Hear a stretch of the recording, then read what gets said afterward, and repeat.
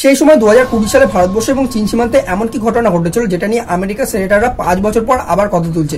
Mainly চীনের তরফ থেকে নাকি এমন কিছু ওয়েপেন ব্যবহার করা হয়েছিল ভারতবর্ষের সেনাদের বিরুদ্ধে, সেটা নাকি ভারতবর্ষের সেনাদের নাকি গলিয়ে ফেলেছিল। সম্প্রতি আমেরিকার সেনেটারের এরকম উক্তি কিন্তু দেখা যাচ্ছে বিশ্ব যে দরবার রয়েছে সেখানে একটা প্রশ্নের ঝড় তুলেছে। তো এই খবরটা কতটা পরিমাণে সত্য আর এই জিনিসটা বা বলা যেতে পারে যে এই যে ওয়েপেনটা রয়েছে তার রহস্যটা কি, সেটা নিয়ে তথ্যচিত্রের এই পর্বে আমি আলোচনা করবো। মেনলি রিপাবলিকান পার্টির একজন সিনেটর তার তরফ থেকে এরকম উক্তি এসে, যার নাম হচ্ছে কিন্তু বিল হেগারটি, তার তরফ থেকে মেনলি কিন্তু এরকম কথা বলা হচ্ছে যে আমেরিকার তরফ থেকে বা বলা যেতে পারে যে আমেরিকা বলছে যে এখানে যে চীন এরকম কিছু অস্ত্র ব্যবহার করেছে যার মধ্যে কিন্তু উল্লেখ করছে তারা যে ইলেকট্রোম্যাগনেটিক ওয়েপেন হতে পারে সেটা বা ডাইরেক্ট এনার্জি ওয়েপেন হতে পারে, সেরকম কিছু অস্ত্র হয়তো ভারতবর্ষ সেনাদের উদ্দেশ্যে ব্যবহার করা হয়েছিল সেই টাইমে। মেনলি যদি আমরা কথা বলি সেই টাইমে বা 2020 টাইমে কিন্তু দেখা যাচ্ছিল যে দা ভয়েস বলে যে সংবাদ সংস্থা রয়েছে যেটা কিন্তু মেনলি কিন্তু আমেরিকা সরকারের, তো সেখানেও কিন্তু আর্টিকেল প্রকাশিত করা হয়েছিল যে ভারতবর্ষের উদ্দেশ্যে হয়তো এরকম কিছু ওয়েপেন ব্যবহার করা হতে পারে। এবার ইলেকট্রোম্যাগনেটিক ওয়েপেনের যে কথাটা রয়েছে সেটা কিন্তু মেনলি এখানে দাবি করা হচ্ছিল যখন কিন্তু দেখা যায় যে ভারতবর্ষের সেনারা একটা উঁচু পোস্ট বা বলা যেতে পারে যে লাদাখের যে একটা উঁচু পাহাড়ি এরিয়া রয়েছে যেটা কিন্তু ভারতবর্ষ সেনারা কিন্তু চায়নার থেকে দখল করে নেয়। তো সেখানে কিন্তু কিছুদিন থাকার পর ভারতবর্ষের সেনারা পিছনে সরে আসে। তো মেনলি দেখা যায় যে ভারতবর্ষের সেনাদের কিন্তু শরীর খারাপ হয়। তো সেখানে কিন্তু তারপরে কিন্তু দেখা যায় যে কথার কিন্তু ঝড় ওঠে যে এখানে হয়তো কোনো রকম ডাইরেক্ট এনার্জি ওয়েপেন কিন্তু ব্যবহার করা হচ্ছে ভারতবর্ষের সেনাদের উদ্দেশ্যে। এবার আপনাদের বুঝতে হবে যে ডাইরেক্ট এনার্জি ওয়েপেনটা কি বা বলা যেতে পারে যে এইরকম ওয়েপেন কি সত্যি ব্যবহার করা হয়েছে কিনা সেটা নিয়ে আপনাদের বুঝতে হবে। মেনলি যদি আমরা কথা বলি ডাইরেক্ট এনার্জি ওয়েপেন সেটা হচ্ছে কোনো রকম কিন্তু লেজার হতে পারে, সেটা কিন্তু কোনো রকম মাইক্রোওয়েভ বিম হতে পারে বা বলা যেতে পারে যে পার্টিকেল বিমও হতে পারে। তো সেক্ষেত্রে যদি আমরা মাইক্রোওয়েভ ওয়েপেনের যদি কথা বলি বা বলা যেতে পারে যে ইলেকট্রোম্যাগনেটিক যে ওয়েপেন যদি আমরা কথা বলি এগুলোকে কিন্তু দুভাগে ভাগ করা যায়। একটা হচ্ছে লিথাল ওয়েপেন বা বলা যেতে পারে যে ঘাতক অস্ত্র, আর একটা হচ্ছে নন লিথাল ওয়েপেন, একটা হচ্ছে সেটা হচ্ছে কিন্তু নন ঘাতক অস্ত্র। এবার হচ্ছে কিন্তু যদি আমরা লিথাল ওয়েপেনটার কথা বলি সেটা হচ্ছে কিন্তু কোনো লক্ষ্যবস্তুকে যদি টার্গেট করে সেই অস্ত্র দিয়ে যদি ঘাত করা হয় বা বলা যেতে পারে যে সেটা তাক করে যদি তাকে দিকে মারা হয় তো সেক্ষেত্রে দেখা যাবে সেই অস্ত্রটা পুরোপুরিভাবে জ্বলে যাবে আগুনের মতো বা আগুনের দ্বারা কিন্তু ঝলসে দেওয়া হবে এরকম টাইপের কিন্তু কোনো অস্ত্র সেটা। এবার দ্বিতীয় যদি হচ্ছে কিন্তু হচ্ছে নন লিথাল ওয়েপেন, সেটা যদি আমরা কোনো লক্ষ্যবস্তুর উদ্দেশ্য করে যদি আমরা তাক করে মারি সেটাকে কিন্তু পুরোপুরিভাবে ধ্বংস করবে না, কিন্তু সেই জিনিসটা কিন্তু ক্ষতি করবে অবশ্যই। এবার যদি আমরা লিথাল ওয়েপেনের ব্যবহৃত যদি জিনিসগুলো কথা বলি সেক্ষেত্রে মাইক্রোওয়েভ হতে পারে, তো সেক্ষেত্রে কিন্তু দেখা যেতে পারে যে লেজারও হতে পারে, সেক্ষেত্রে মাইক্রোওয়েভ পার্টিকেল হতে পারে। এবার আশা করা হচ্ছে যে সেই টাইমে হয়তো কোনো রকম ভাবে নন লিথাল ওয়েপেনই কিন্তু ব্যবহার করা হতে পারে ভারতবর্ষ সেনাদের উদ্দেশ্যে, কিন্তু ভারতবর্ষ সেনা সেই টাইমেও কিন্তু এই ব্যাপারটাকে রিজেক্ট করেছে এবং সাথে সাথে কিন্তু দেখা গেছে যে পুরোপুরিভাবে কিন্তু যে চীনের সেনা রয়েছে বা চীনের সেনাদের তরফ থেকে এই ব্যাপারটাকে পুরোপুরিভাবে কিন্তু একরকম কিন্তু নাকচ করা হয়েছিল।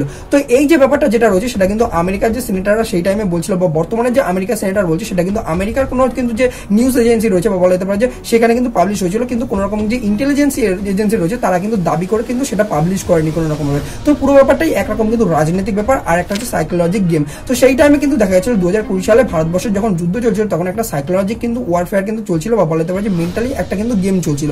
তো সেক্ষেত্রে সেই টাইমে দাঁড়িয়ে নভেম্বর মাসে দেখা যায় যে সেই চীনের কিন্তু কিছু অধ্যপকরা তারা কিন্তু নিউজ মিডিয়ার সামনে বসে কিন্তু এরকম কিন্তু মন্তব্য কিছু করতে থাকে। তো সেই কথাটাকে ঘিরে কিন্তু দা ভয়েসের তরফ থেকে কিন্তু আর্টিকেল প্রকাশিত করা হয়েছিল। এবার এই ব্যাপারটা যদি আমরা কথা বলি যে এরকম কোনো ওয়েপেন কিন্তু তৈরি করা যাবে না বা নেই, সেটা কিন্তু একরকম ভুল ভাবা হবে। তো যদি আমরা কথা বলি সেক্ষেত্রে কিন্তু আমেরিকার তরফ থেকে এরকম কিন্তু অস্ত্র কিন্তু তৈরি করার চেষ্টা করেছে, যেটা কিন্তু মাইক্রোওয়েভ যে রয়েছে তারা কিন্তু ব্যবহার করে যে ক্রাউড গুলো হয় বা বলা যেতে পারে যে ধরো কোনো একটা ভিড় জায়গা রয়েছে বা বলা যেতে পারে কোনো প্রোটেস্ট চলছে সেখানে কিন্তু তাদের উপর ব্যবহার করে কিন্তু সেই ভিড়কে ডিসমেন্টাল করার জন্য কিন্তু আমেরিকা মেনলি ডেভেলপ করছে। এবার যদি আমরা ভবিষ্যৎ দিনের কথা বলি যে এরকম রকম অস্ত্র, তো সেক্ষেত্রে ফিউচার ওয়ারফেয়ারের জন্য অবশ্যই হয়তো এরকম টাইপের অস্ত্র হয়তো ব্যবহার করা হবে। সেক্ষেত্রে দেখা যাবে যে মানুষ গুলির থেকে এরকম টাইপের অস্ত্র ব্যবহার করছে যেখানে কিন্তু মাইক্রোওয়েভ ব্যবহার করা হচ্ছে বা লেজার বিম ব্যবহার করা হচ্ছে, যেটা দিয়ে কিন্তু দেখা যাচ্ছে শত্রুপক্ষকে কিন্তু প্রচুর পরিমাণে কিন্তু আঘাত আনা হবে। তো সেক্ষেত্রে দেখা যাক যে ভবিষ্যতে কিন্তু দেখা যাচ্ছে যে ভারতবর্ষ এই জিনিসটার উপরে কাজ করছে, চায়নাও হয়তো এখানে কাজ করছে কোন রকম কিন্তু লিগালি এরকম কিন্তু কথা কিন্তু বলা হয়নি। হয়তো প্রত্যেকটা দেশে ইলিগাল ভাবে এই জিনিসগুলোকে তৈরি করার চেষ্টা করছে, হয়তো কোনো দেশ হয়তো যুদ্ধ যখন লাগবে তারা হয়তো এই জিনিসটাকে পুরোপুরিভাবে সামনে হয়তো ব্যবহার করবে। তো এবার বর্তমান কনটেক্সটে দাঁড়িয়ে আপনাদের আরো একটা জিনিস বুঝতে হবে যে বর্তমানে কিন্তু ভারতবর্ষ এবং চীনের মধ্যে কোনো রকম কিন্তু গালওয়ান ভ্যালি ক্ল্যাশের মতো কিন্তু কন্ডিশন নেই বা বর্ডার ইস্যু কিন্তু চলছে না। তো এরকম সময় দাঁড়িয়ে কিন্তু আমেরিকার এরকম বক্তব্যের কারণ কি, মেনলি কিন্তু দেখা যাচ্ছিল যে ভারতবর্ষের প্রধানমন্ত্রী কিন্তু এসিও সামিটে গেছে। তো সেক্ষেত্রে কিন্তু একদিকে কিন্তু জি জিনপিং, অন্যদিকে ভারতবর্ষের প্রধানমন্ত্রী এবং অন্যদিকে ভ্লাদিমির পুতিন কিন্তু একসাথে দাঁড়িয়ে কিন্তু যে মিটিংটা করেছে সেটা কিন্তু কোনো রকম ভাবে কিন্তু আমেরিকা মেনে নিতে পারছে না। তো সেক্ষেত্রে আমেরিকা থেকে কিন্তু দূরে সরে যাওয়া সেটা কিন্তু আমেরিকার গায়ে কিন্তু প্রচুর পরিমাণে কাটা দিচ্ছে। তো সেক্ষেত্রে কিন্তু একরকম কিন্তু আমেরিকা মনে করে দিচ্ছে যে ভারতবর্ষ আর চীনের সম্পর্কটা এটা বলে কিন্তু দেখা যাচ্ছে যে একরকম কিন্তু ভারতবর্ষ আর চীনকে কিন্তু দূরে সরানোর কিন্তু চেষ্টা করছে। এবং অন্যদিকে যদি তোমরা দেখতে চাও তো সেক্ষেত্রে কিন্তু আমেরিকার যে নতুন অনভয় রয়েছে ভারতবর্ষে তারও কিন্তু একরকম দাবি রয়েছে যে তিনি যখন ভারতবর্ষে আসবে তার কিন্তু মেন কাজ হবে হচ্ছে কিন্তু ভারতবর্ষকে চীন থেকে কিভাবে দূরে সরাতে হবে। এবার মেনলি কিন্তু দেখা যাচ্ছে যে ভারতবর্ষকেও কিন্তু ভাবতে হবে এই জিনিসটা নিয়ে। ভারতবর্ষ আর চীনের যে সম্পর্ক রয়েছে সেটা কিন্তু বারবার আবার ঠিক হয়েছে। এবার কিন্তু যদি আমরা কথা বলি তো সেক্ষেত্রে কিন্তু বারবার কিন্তু ভেঙেওছে। তো সেক্ষেত্রে কিন্তু চীন কিন্তু কোনোদিনও কিন্তু কারোর পুরোপুরিভাবে কিন্তু বন্ধুত্ব হয় না, ভারতবর্ষের নিজের ইন্টারেস্টটা দেখতে হবে। এটা ঠিক যে ভারতবর্ষ এবং চীনের মধ্যে নতুন সম্পর্ক বিল্ড হচ্ছে, সেটা কিন্তু একদিকে প্রোগ্রেসিভ ব্যাপার। ভারতবর্ষকে চীন কিন্তু দেখা যাচ্ছে যে একরকম কিন্তু যে ইউরিয়া সার রয়েছে সেগুলো কিন্তু দেবে এবং নতুন কিন্তু ইম্পোর্ট এক্সপোর্ট কিন্তু বৃদ্ধি হচ্ছে ভারতবর্ষ এবং চীনের মধ্যে। তো সেটাও কিন্তু ভালো ব্যাপার রয়েছে এই জিনিসটা। তো অন্যদিকে কিন্তু এটা ভাবতে হবে যে ভারতবর্ষ এবং চীনের মধ্যে কিন্তু বর্ডার ক্লাশ কিন্তু কখনোই শেষ হয়নি। চীন কিন্তু বারবার কিন্তু ভারতবর্ষের যে বিভিন্ন রকম জায়গাগুলো রয়েছে, যেমন অরুণাচল প্রদেশের এরিয়া রয়েছে, সেটাকে কিন্তু বারবার কিন্তু নিজেদের মধ্যে কিন্তু ম্যাপে দেখায় বা বলা যেতে পারে যে ক্লেম করে। তো সেগুলো কিন্তু রিজলভ করে নিতে হবে ভারতবর্ষকেও।